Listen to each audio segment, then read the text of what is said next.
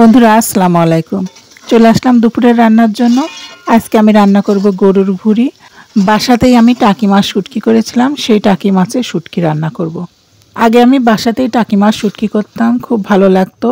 মাঝখানে অনেক দিন করা হয়নি, কিন্তু সেই দিনে অনেক মাছ নিয়ে আসছিল টাকি মাছ। তার মধ্যে আমি কিছু টাকি মাছ, অল্প কিছু টাকি মাছ শুটকি করেছিলাম। মাঝখান দিয়ে ফেরে রোদে শুকিয়ে ভালো করে শুটকি করেছিলাম, সেগুলোই আমি আজকে রান্না করব। শুটকি যেহেতু নিজে হাতে করা, সেজন্য পরিষ্কার করে আগেই ভালো করে ধুয়ে নিয়েছিলাম। এখন কিছু টাকি মাছ ছোট ছোট করে টুকরা করে নিয়েছি। গরম পানির মধ্যে আমি এখন উতলিয়ে নেব। ভালো করে পরিষ্কার করে ধুয়ে আমি এটাকে রেখে দেবো।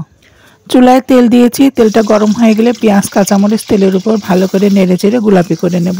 কাঁচামরিচ পেঁয়াজ যখন তেলের উপর হালকা গোলাপি হয়ে আসবে, তখন শুটকি মাছগুলো আমি তেলের উপর দিয়ে দেবো। শুটকি মাছ আর পেঁয়াজ একসঙ্গে আমি ভালো করে ভেজে নেব। ভাজা হয়ে গেলে আমি সামান্য একটু গরম পানি দিয়ে দেব। এর মধ্যে আমি এখন মশলা দেবো, সেজন্য একটুখানি গরম পানি দিয়ে দেবো, যাতে মশলাগুলো না পুড়ে যায়।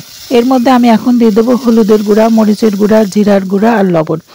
বাটা পেঁয়াজ রসুন আমি দেবো না এর মধ্যে। বাটা মশলাগুলো আমি মাখা তরকারির মধ্যে দেবো না। পেঁয়াজ রসুন ভাজি করে দিয়েছিলাম এর মধ্যে, এগুলোতেই হয়ে যাবে, আর কিছু দিতে হবে না। মশলাগুলো বেশ ভালো করে কষিয়ে নেব। শুটকি মাছ রান্না কিন্তু এলোমেলো তরকারি দিয়ে রান্না করলে বেশি ভালো লাগে। আমি এখানে মূলা নিয়েছি, আলু নিয়েছি, বেগুন, মূলা, পালং শাকের ডগা আর কয়েকটা মুখে কচু দিয়েছি। এইভাবে তরকারি রান্না করলে আমার কাছে খুব ভালো লাগে, সেজন্য আমি এই তরকারিগুলোই দিয়েছি। তরকারিগুলো এখন মশলার মধ্যে দিয়ে ভালো করে কষিয়ে নেব। এই তরকারি রান্নার মধ্যে আমি একটুখানিও পানি দেবো না। এই তরকারি পানি দিয়ে আমার মাছটা রান্না হয়ে যাবে। এখন ঢাকনা দিয়ে কিছুক্ষণ ঢেকে দেবো। যে পানিটা বের হবে, এই পানিটা শুকিয়ে গেলে আমার তরকারি রান্নাটা হয়ে যাবে। হালকা নিভা জালে বারবার আমি ঢাকনা দিয়ে ঢেকে ঢেকে আমি এই তরকারিটা রান্না করে নেব। পাশের চুলায় শুটকি মাছের তরকারিটা আমি রান্না করতে থাকবো, আর এইদিকে আমি গরুর ভুঁড়িটা রান্না করে নেব। গরুর ভুঁড়িটা আমি হলুদ লবণ দিয়ে আগেই সিদ্ধ করে জাল দিয়ে নিয়েছিলাম। পরে এটাকে কেটে ভালো করে পরিষ্কার করে ধুয়ে নিয়েছি।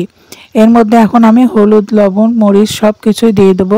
কাটা পেঁয়াজ, রসুন, আদা, জিরা বাটা, গরম মশলা, তেল দিয়ে আমি ভালো করে মশলা দিয়ে ভালো করে এটাকে কষিয়ে নেব। ঢেকে ঢেকে আমি এই মশলাটাকে কষিয়ে নেব, যাতে ভুঁড়িটা ভালোভাবে কষে যায়, পেঁয়াজ রসুনগুলো সিদ্ধ হয়ে যায়। এদিকে আমার শুটকি মাছের চচ্চড়িটাও হয়ে গেছে, ভুঁড়িটাও কষানো হয়ে গেছে, তেলটা ফুটে বের হয়েছে। এই তেলের মধ্যে আমি আলুগুলো দিয়ে দেবো। আলু তেলের মধ্যে ভালো করে কষিয়ে আমি ভালো করে ভুনা করে নেব, যাতে এই তেলের মধ্যে আলুটা ভাজা ভাজা হয়ে নরম হয়ে যায়। সব কিছু ভালোভাবে কষানো হয়ে গেছে। এখন আমি গরম পানি দিয়ে দেবো, যাতে খুব তাড়াতাড়ি রান্নাটা হয়ে যায়। টাকি মাছের শুটকিটা যে তরকারিতে আমি রান্না করেছি, বেগুন, পালনের শাক, খুব লোভনীয় একটা তরকারি হয়েছে। ওর মধ্যে আমি একটু কুড়ি কচু দিয়ে দিয়েছিলাম। খুবই সুস্বাদু হয়েছিল তরকারি রান্নাটা। আর এই ভুঁড়ি রান্নাটাও খুব সুস্বাদু, খুবই লোভনীয়। আমার আজকে দুইটা তরকারি খুব স্বাদের ছিল। বন্ধুরা, আপনারা যদি আমার মতো করে এরকমভাবে শুটকি মাছ এরকম ভুঁড়ি রান্না করে খেয়ে থাকেন, তাহলে বলবেন আমার তরকারি রান্নাটা কেমন হয়েছে। বন্ধুরা, যদি ভালো লাগে অবশ্যই লাইক, কমেন্ট, শেয়ার করে আমার পাশেই থাকবেন। আমার রান্নাগুলো কেমন হয়েছে অবশ্যই কমেন্ট করে জানাবেন। ভুঁড়ি রান্নাটা আমার হয়ে গেছে, একটুখানি টেনে আসলেই আমি নামিয়ে ফেলবো।